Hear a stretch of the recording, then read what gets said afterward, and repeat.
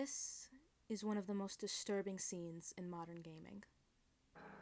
It's the defeated, deranged laugh of a captain who realized his closest friend is a monster, and that he can't do anything to stop him. It also serves as the same moment where the player realizes that there is something very wrong with the character they're playing as.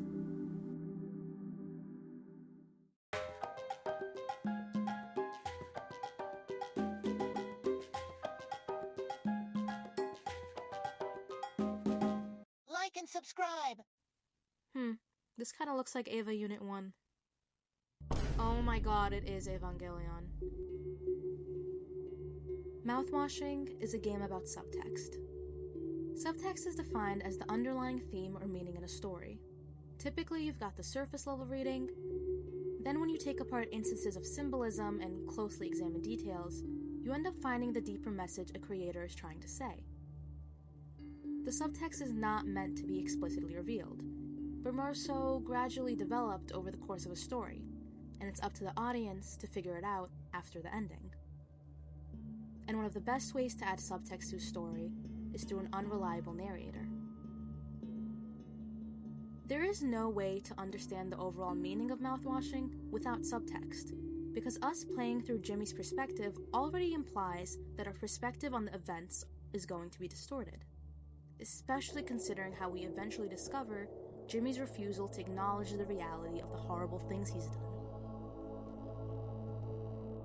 So the creators intended to create a story that tricks you into believing the basic horror plot of a trapped in space game. But then they slowly deconstruct everything you assumed you knew through the usage of Jimmy, the unreliable narrator who is the true antagonist of the game. Then that means the surface level perception of what happened on the Pony Express is likely what the rescuers are going to deduce, unless frozen beef jerky over here is able to say anything besides.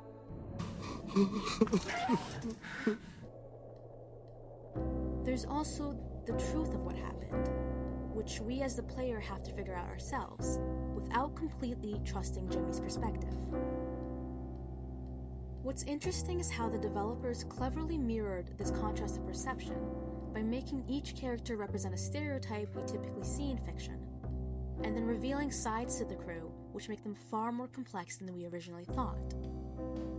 In the earlier part of the game, we naturally assume Mouthwashing has the cast of Curly, the responsible captain who might have gone crazy and crashed the ship, Swansea, the uncooperative, cranky drunk, Anya, the almost annoyingly timid girl who's for some reason useless at her job, Daisuke, the clumsy, naive idiot who's also useless at his job, and Jimmy, the man who reluctantly stepped up as leader and is our main protagonist. By the end, we horrifyingly realized that we were completely led astray by the narrative, and that Jimmy was the monster on board all along. Not in the typical scary creature way, but in an unfortunate, realistic, and human way. He's a manipulative, selfish, and jealous man who will delude himself into not taking any genuine accountability for the atrocities he committed against everyone else on the ship. As for the others, Curly was too nice of a leader for his own good, whose honesty and inability to be harsh towards his old friend Jimmy led to the tragedy of the story.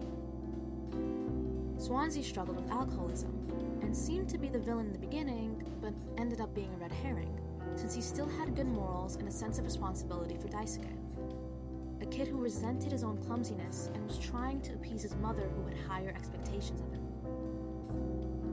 And finally, Anya, the victim of not only mischaracterization from the audience, but also a victim of the situation she was trapped in. Her seeming uselessness in carrying out her job as a nurse wasn't just to force the player through a gross audio sequence.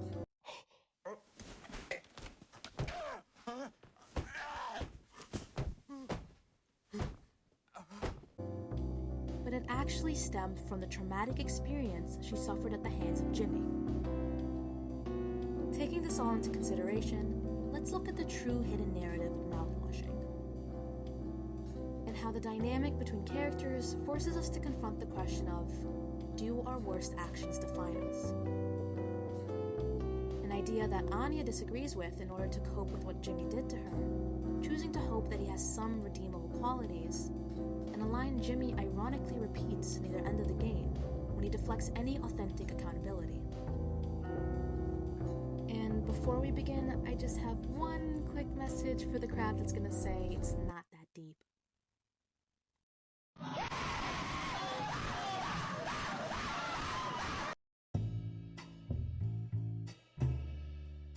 Understanding the subtext of Anya's character is essential to figuring out what happened on the Pony Express.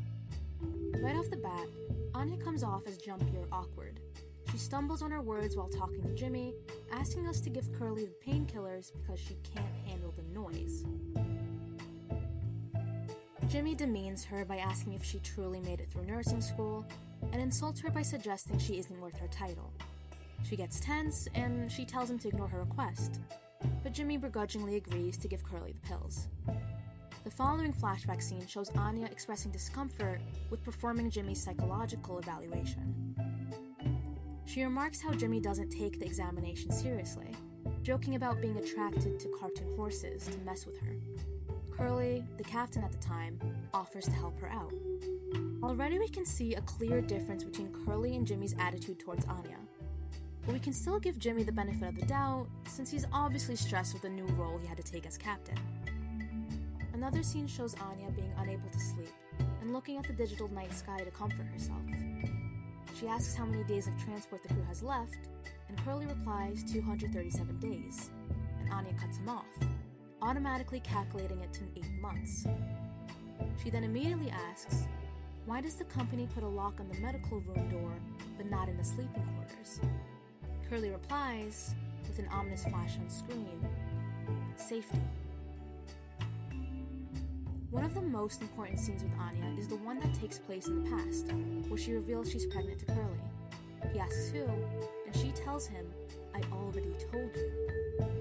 Curly asks why she hid the gun case, and Anya says that she knew Curly wouldn't give it to her to protect herself, but she at least wants to make sure he can't use it either. If you take any of these scenes on their own, they can be interpreted in different ways, but when you put them together, they paint a very disturbing picture. Anya knows she will give birth on the ship within 8 months. There's no hiding that fact. But the danger she oddly expresses isn't one of the obvious health risks, but that she's fearful of the father of the baby attempting to off her or threaten her.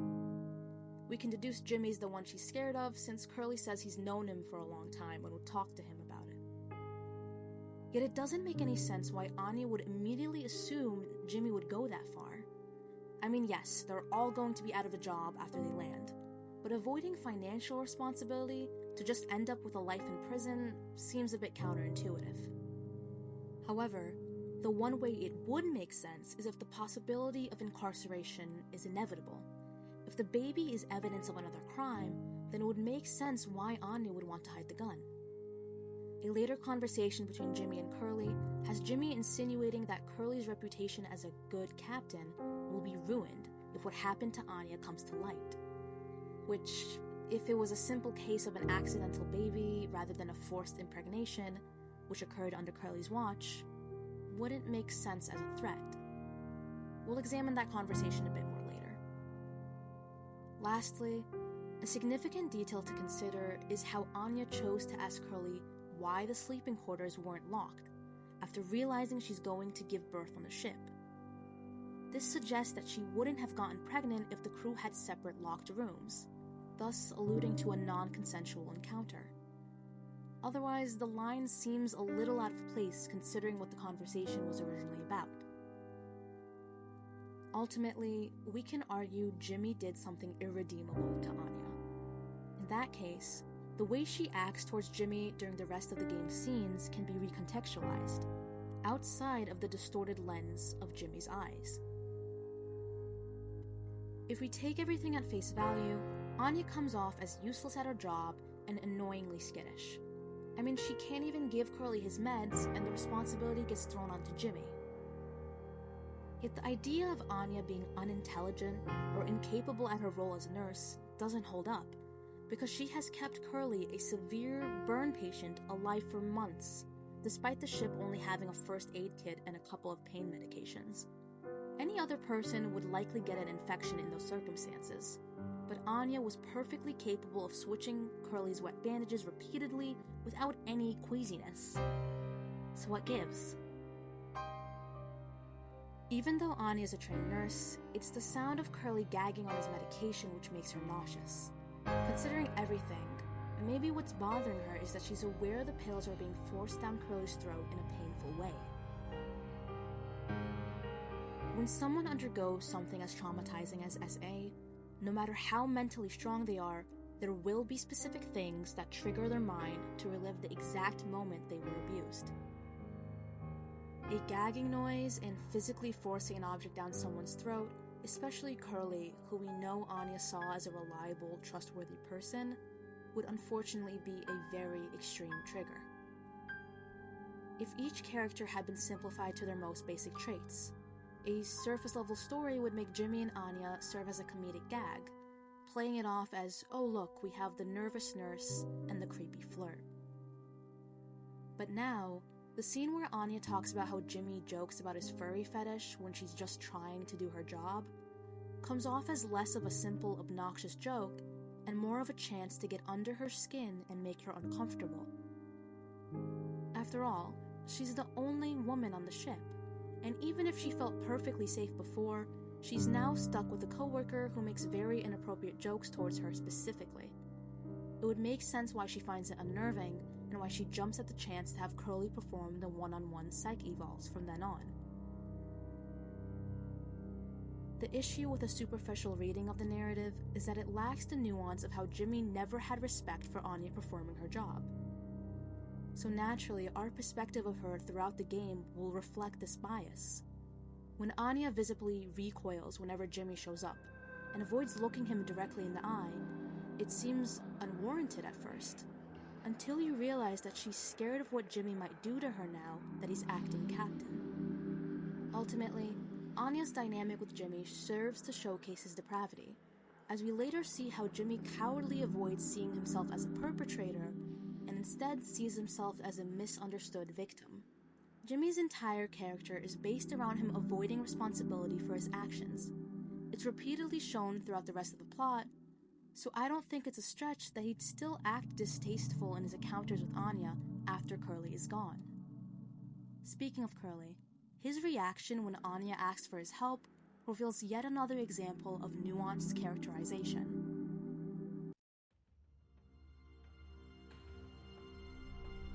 If Jimmy is the abuser and Anya is the victim, then Curly is the enabler. Granted, he did what he thought was right given the unprecedented situation. He knew they would be stuck on the freight ship for another 8 months, so his goal naturally should have been to ensure Anya's safety and supervise Jimmy. However, instead of objectively assessing whether Jimmy still posed a danger to Anya, Curly prioritized Jimmy's feelings over Anya's clear call for help. Some argue that Curly did his best by avoiding actions that might antagonize Jimmy and provoke further hostility. Yet this reasoning has 2 major issues. Number 1, there was no need for a keeping the peace approach that required Anya to endure seeing her assailant every day. When Anya revealed her pregnancy, all the cryopods were still operational. A competent captain would recognize that Jimmy's assault indicated he was a dangerous person on the ship. A competent captain would judge that keeping Jimmy conscious to perform his task as co-pilot poses a way larger risk to the crew than simply having him frozen for the remaining 8 months.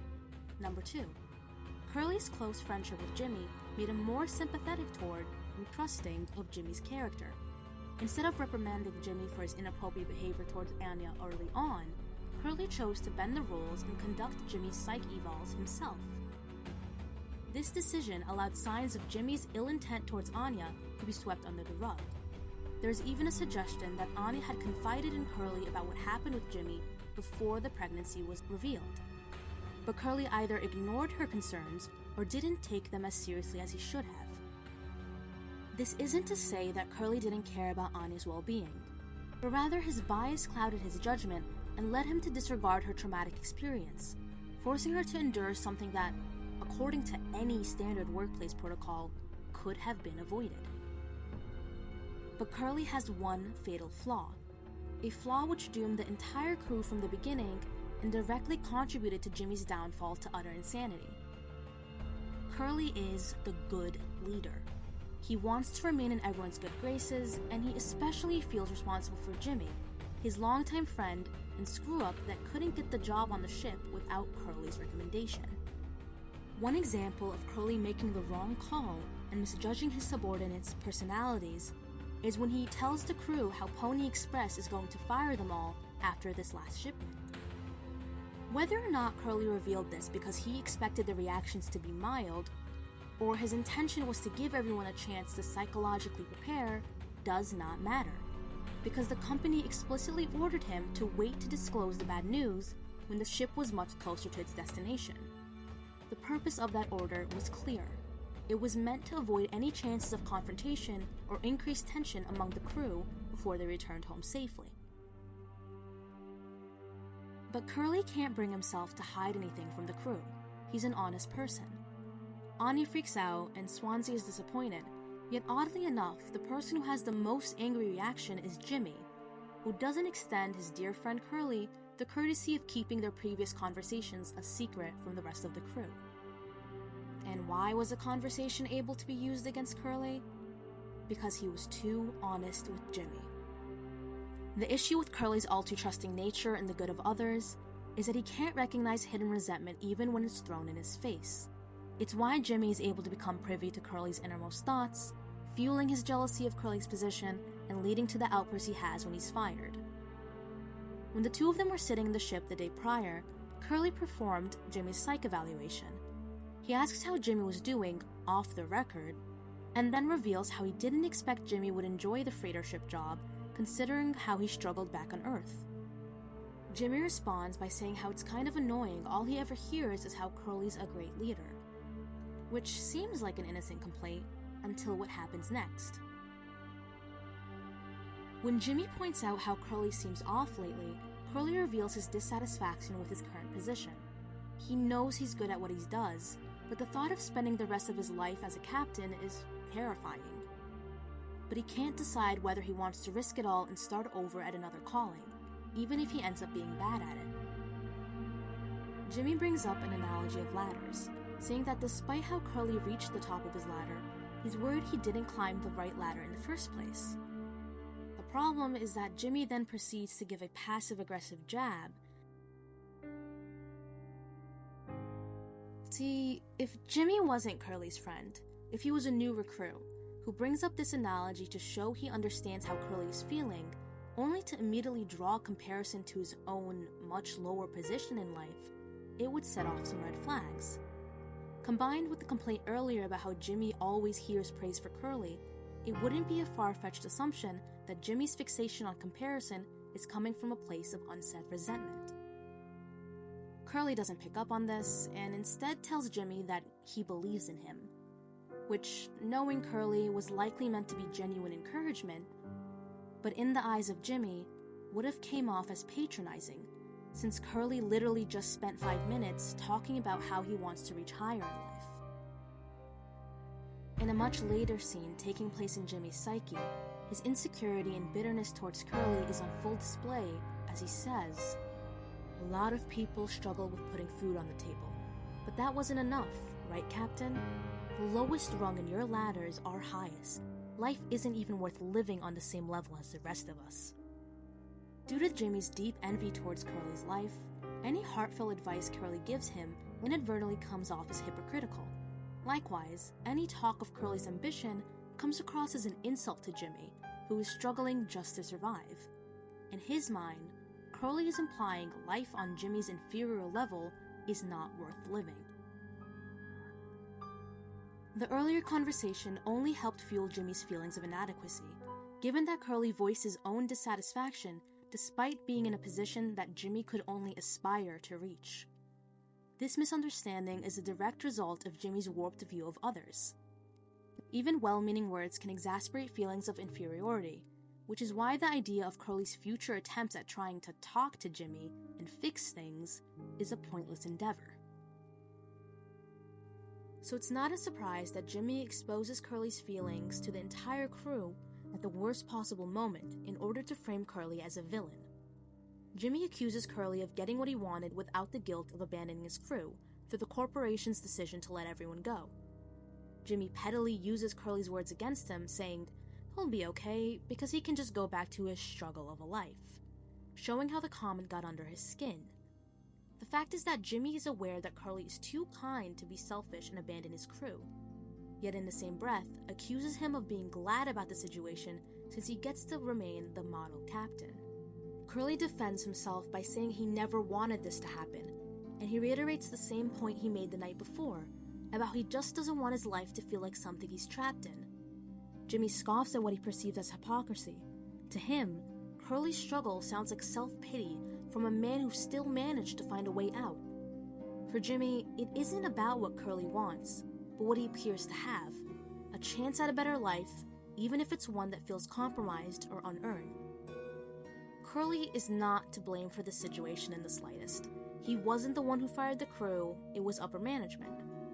Jimmy's aware of that, but he purposefully chooses to antagonize Curly in front of everyone else like he already has within his own mind.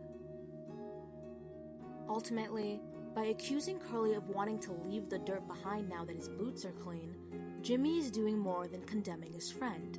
He is seeking to validate his own stagnation. Jimmy cannot fathom the idea of someone simply striving for more in life without looking down on others, since Jimmy himself is constantly comparing himself to others due to his inferiority complex. Now that he's about to lose the job that Curly got for him, he can't maturely be disappointed with the company and still grateful for Curly's previous kindness. No. How dare Curly leave him stranded like this? By framing Curly's unfulfillment and future prospects as a betrayal, Jimmy projects his fears of abandonment and inadequacy onto his friend, attempting to bring Curly down to his level of perceived failure. It's as though Jimmy is saying, if I'm stuck here, then so should you. In this moment, Jimmy's judgmental comparison exposes his need to see others as either beneath him or tainted by the same struggles. And unfortunately, Jimmy's underlying mental instability and fixation on Curly is a recipe for disaster. The final conversation Curly has with Jimmy right before he crashes the ship perfectly captures why Curly's overly sympathetic nature and desire to maintain agreeableness amongst the crew allowed Jimmy to snap.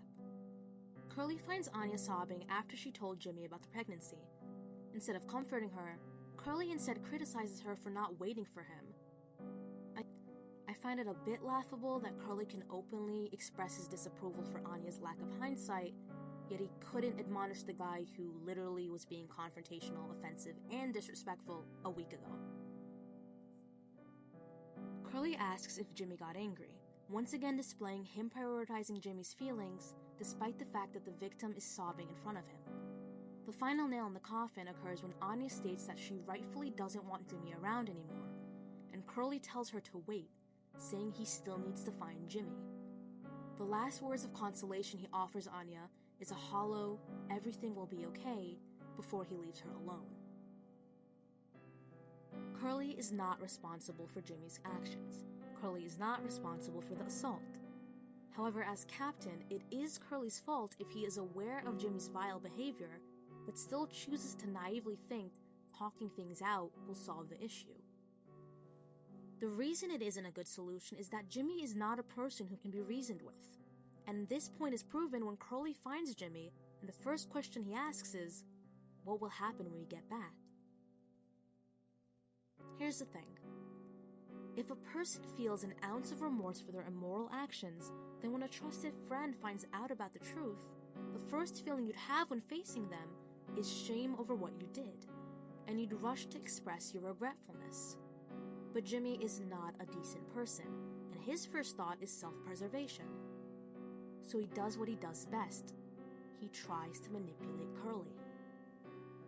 Jimmy tries to shift the blame of his disgusting actions onto Curly, saying that Curly is always known as a great leader, but now if the truth gets out about how a crew member forced himself on another crewmate gets out, then Curly's reputation will go down alongside him.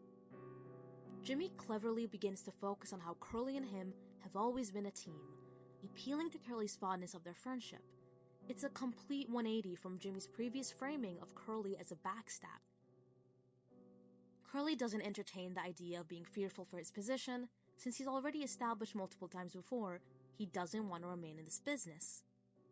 Yet he still tries to remain benevolent towards Jimmy, completely disregarding Anya's earlier request.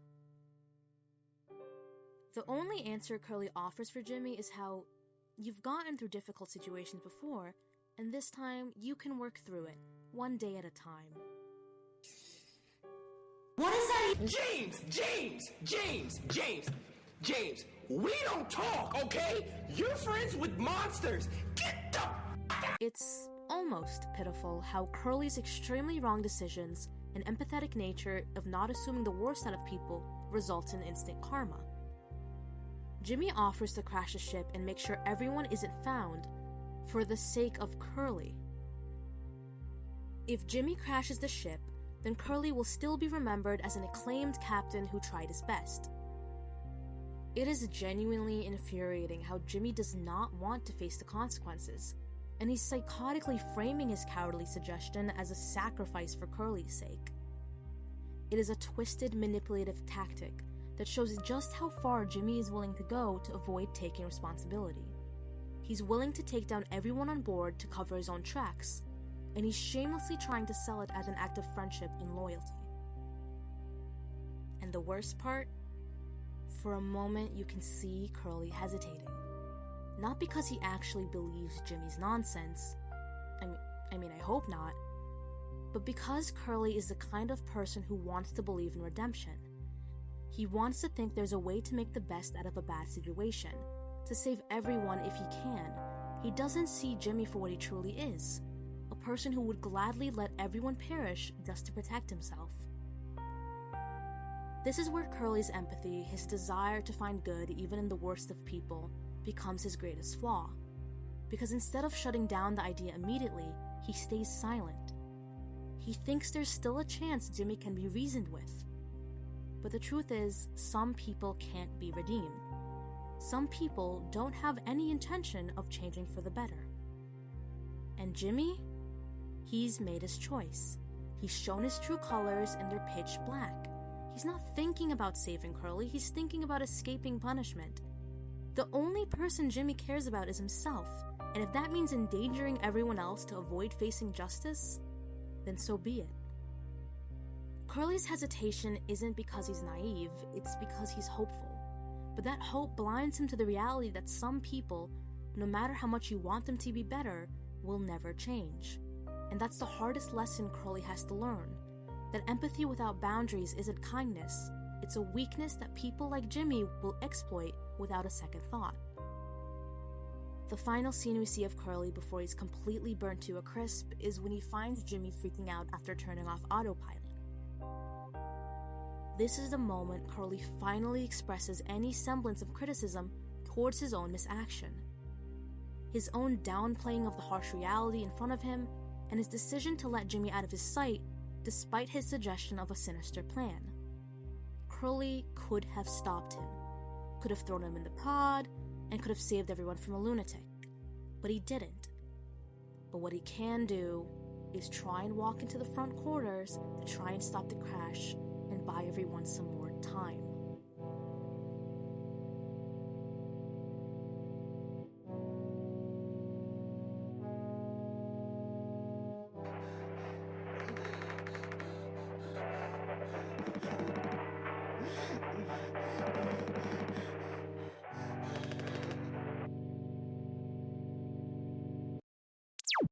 My favorite character in the game is Swansea.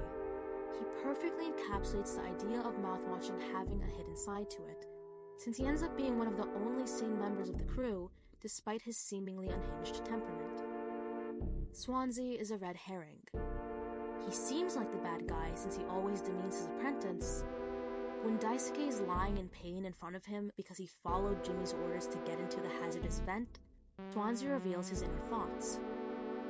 Swansea truly admired Daisuke's bright nature, and felt responsible for the kid and making sure that he doesn't end up like him, miserable at his dead-end job. Swansea laments Daisuke's potential to teach him a new perspective about the world, and he makes the difficult call to put Daisuke out of his misery. While Swansea is a man of action, Jimmy is driven by delusion. For example, when faced with the need to knock Swansea out, Jimmy's first instinct was to use the last of the disinfectant to spike his drink, rather than resorting to physical force or compromise. The choice reveals a disturbing side of Jimmy's character, since the game even hints that ingesting the alcohol could be fatal, foreshadowing how little Jimmy cares about the crew's safety, as long as he can save Curly.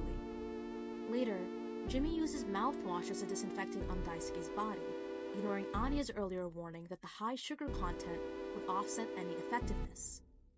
But Jimmy doesn't listen to anyone besides himself. Swansea knows Jimmy will try and keep Daisuke alive for as long as possible, for some selfish purpose of proving to himself he's a good leader. Prolonging the inevitable and having the kids suffer in extreme pain for no reason. Thankfully, Swansea doesn't give Jimmy the chance to torture the kid. It's also implied that Swansea was saving the cryopod for either Daisuke or Anya, rather than himself, another testament to his heart of gold. Although Swansea had struggled with alcoholism for years, after a harrowing image of himself remaining in that disgraceful state and ultimately dying forgotten in a ditch, he goes straight. He gets a respectable job and makes a family. Unlike Jimmy, Swansea was capable of becoming self-aware of his faults and attempting to change. However, Swansea admits that he experienced disillusionment after supposedly achieving everything a man could want in life, mirroring Curly's earlier lack of satisfaction with his accomplishments. What's interesting is how right before Jimmy offs Swansea, he admits how the best years of his life were when he was wasting it away, drinking without a care in the world except for buying another bottle. This shows another aspect of Swansea's character that serves as a foil to Jimmy's cowardice. Swansea is willing to admit his lesser qualities. He's able to acknowledge how messed up it is that he found alcohol to be more enjoyable than his own wife and kids. But Jimmy cannot take an ounce of accountability for his actions. He can't confront the worst parts of himself like Swansea did. Instead, he chooses to fix things in the only way he knows how, by running away from it, and falsely believing that he's doing the heroic sacrifice of letting Curly take the cryopod and then proceeding to off himself. In an earlier guilt sequence within Jimmy's conscience, Curly tells Jimmy to end things and be the better man he so desperately wanted to be this entire time. If Jimmy chose to off Curly, he could have survived and told the story in any deranged way he wanted. Curly would forever be remembered as the captain who crashed his own failing ship. But if there's one thing Jimmy learned, is that he misjudged just how challenging the pilot seat can be. Although he still downplays his own culpability, Jimmy apologizes to Curly and exclaims how he wants them both to be heroes, how he made a mistake and regrets it deeply. Yet, what mistake is Jimmy referring to? Is it crashing the ship and causing Curly's current state? Is it causing the deaths of everyone else on the ship? Well, there's one thing it isn't. Jimmy likely doesn't harbor any guilt for his assault against Anya. Either that, or he subconsciously couldn't bring himself to confront Anya due to how remorseful he was for that one deplorable action. While every single member of the Tulpar crew received an extensive guilt sequence that tortured Jimmy's mind, demonstrating his growing self-condemnation, Anya doesn't ever show up in any particular sequence. Sure, there's the grotesque chase scene of a mutated baby, but I'd argue that's more likely symbolizing Jimmy being punished for his desire to run away from the responsibility he has for the child's life. But Anya's lack of presence in his mind's screwed up guilty conscience, as well as the earlier scenes where Jimmy's unreasonably mean to Anya, despite it being long after the assault, signals how he knows she isn't going to retaliate and that he isn't ashamed of what he did to her, or else he'd be far more apologetic, or at least avoidant of Anya due to his inner guilt. Furthermore, there's a scene where he walks down a hallway with identification cards for the rest of the crew swirling around him, symbolizing how his mind is overflowing and tormenting him with what he did to each person. Yet, Anya's card, though present, is buried beneath the other crew members' IDs, suggesting that in Jimmy's mind, what he did to her is of lower significance. Perhaps he doesn't even regard her as a person in the same way as the others. So, what was Anya's ending? I always believed that our worst moments didn't define us, didn't make us beyond repair. Make no mistake, this isn't my worst moment. Far from it. It's the best one I'll ever make.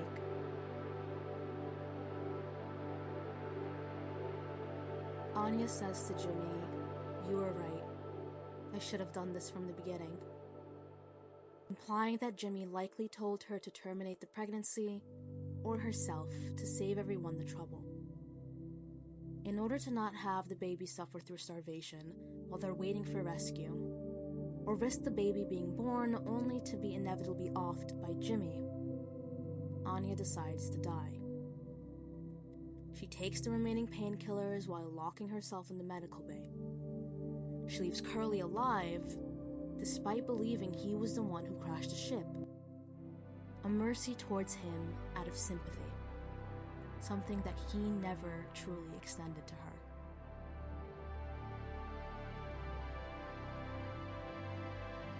Mouthwashing is a game that can have multiple interpretations. But one thing that will always remain true is that what caused the tragedy of the Tulpar crew was never something inhuman. If there's one message that we can get beyond the game, regardless of what interpretation we choose to follow, it's the idea of looking beyond the surface.